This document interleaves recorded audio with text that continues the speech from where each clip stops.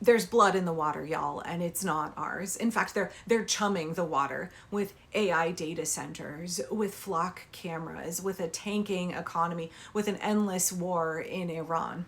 The American people, when activated, can be absolutely bloodthirsty, absolutely ruthless. We are a school of circling sharks, and the blood in the water belongs to the Republicans. And every action that they take is just chumming it more and more, is just stirring up everybody, and is sealing their fate. I mean, have you seen the latest polling? I think we should take polling with a little bit of a grain of salt. I want to apologize for having used a clip from CNN the other day where they were citing call sheet as reliable data. Call sheet is not a poll. Call sheet is not any kind of analysis. Call sheet is a an unregulated gambling website that is operating because Donald Trump is allowing it to, right? So gambling is not the same thing as polling. So yeah, but the actual poll numbers are abysmal for Trump and Republicans. He's underwater on every single issue and in every single demographic. All of his core demographics are all royally pissed off at him. Everybody is very concerned about the economy. The jobs numbers are terrible. Those economists that predicted we were going to gain jobs and we've lost 28,000, real bad. I know that a lot of people are pretty checked out. A lot of people are pretty apathetic, and they don't want to engage with political discourse the same way that you or I do. They might not be as invested in what's happening in the war in Iran.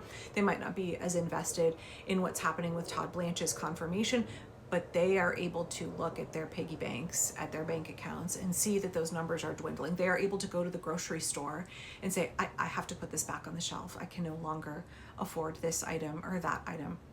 Things that used to be regular purchases are now luxuries we cannot afford. The impacts of the way that Republicans have destroyed the economy are felt by people who are politically apathetic and checked out, and they're angry about it. They are really angry about it because, after all, Donald Trump promised to make America great again, right? He promised to fix everything. He was going to end waste, fraud, and abuse. Where are those Doge checks? Did y'all get yours in cashiers, right? Republican voters wanted their lived experience, their material conditions to be improved. They thought that Donald Trump was going to make them prosperous and more comfortable. And so they're not experiencing that. In fact, they're experiencing the opposite. Does America feel great again? No, not at all. Well, I can get laid off tomorrow, then I'm pretty much homeless. Because, you can't save now. Every dollar you have has to go to gas, groceries, bills, rent. Does America feel great again? Not in the way everyone wanted. With gas prices, and you just can't afford to breathe at this point. What does it feel like to be living in these conditions right now, in these economic conditions right now? Hurt, very hurt.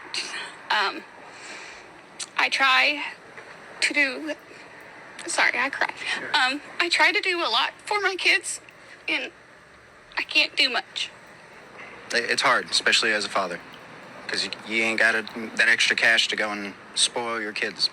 So it's pretty difficult. The middle class is definitely being affected. Yeah.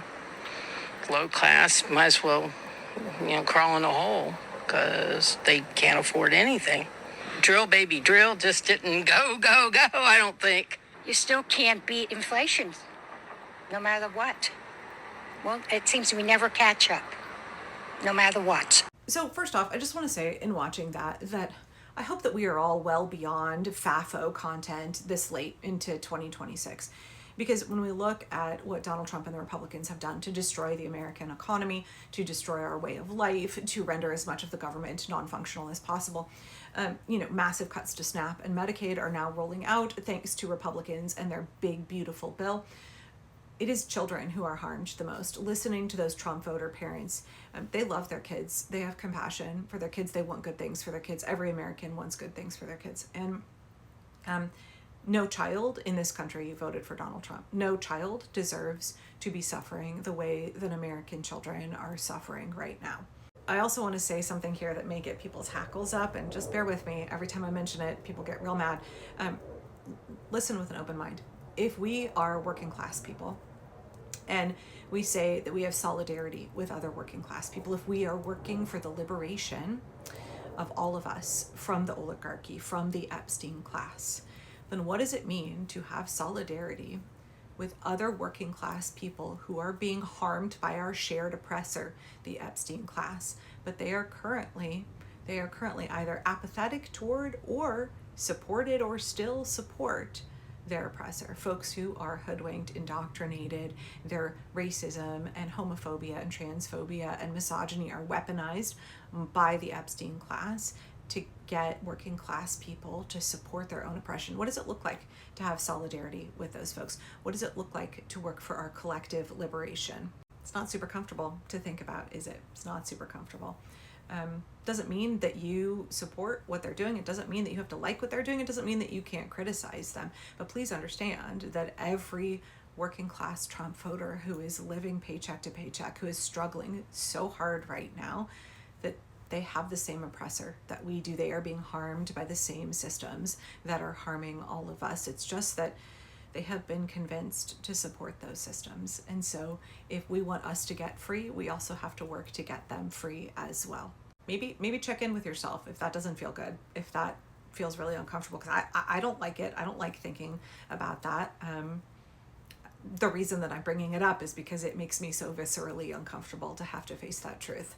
So while Americans are suffering, Donald Trump has been trying to claim that the economy is great and everything is fabulous. And I'm not going to show the clip of him talking because I have limited capacity to listen to him drone on. I have limited capacity to listen to his hateful word salad. But let's listen to what some voters think about how he's trying to say everything's great. You guys should be happy. Everything's hunky-dory. The economy is booming when we know that it's not. Again, the gaslighting doesn't work because people can look at their bank accounts. People have to live this nightmare, and the messaging is not going to convince them anymore because it's not promising them a better future in 2 weeks. It's not always the sunk cost fallacy. What it is now is Trump asking people to deny what they are living and experiencing in this moment, and it's not holding water. It's not working for him or the Republicans. Okay, I'm going to show you these voters responding to Donald Trump saying that our economy is absolutely the greatest economy we've ever had by far. That's a direct quote, but I won't make you listen to him. Absolutely ridiculous. Out of touch with reality. It's just irrelevant. I thought it was disgusting. Crazy. It's completely out of touch with what I know of what I experience and what most people I know experience on a day-to-day basis with how the economy is. How would you describe the state of the economy right now? Not very good. The state of the economy is slipping. Are you kidding? What are gas prices? I don't know what world he's living in. It's really unfair and it's unrealistic. The worst. I'm an immigrant. I came here back in 2016, and I can tell you that it's been crazy. Everything is expensive. I just heard him the other day, another soundbite talking about everyone's 401k. That's a different world. Our economy, as we see it, regular people, it's tanking. And this feeling is really reflected in the polls. Yeah, okay. So, we often talk about, that conservative base, that MAGA base. But how about where the other GOP lives? That is moderate Republicans, Kate Baldwin, moderate Republicans. And in a word, yikes. Yikes is the word. Okay, take a look at this. The moderate GOP on Trump, this includes leaners. This is about 30 to 40% of the party, depending on how you exactly look at it. Versus Kamala Harris, Trump easily was winning amongst them by 69 points back in October of 2024. Come over to this side of the screen. Look at this decline in the Lake Erie. I mean, right now we're talking about just a plus 10 net approval rate. This is within his own party. He's just barely above water. Do the quick math with me. That's 69-10. That's a 59-point drop. That is 5 and 9 in the course of under 2 years. So moderate Republicans abandoning Donald John Trump. Now, the question here is, will these folks be pissed off enough to vote against Republicans in the midterms? Are they going to be angry enough to be a bloodthirsty school of sharks? On one hand, I'm not sure that it really matters. We just need them to stay home. We need them not to be excited for Republicans and to just be checked out, to just stay home. But either way, it's good news for us.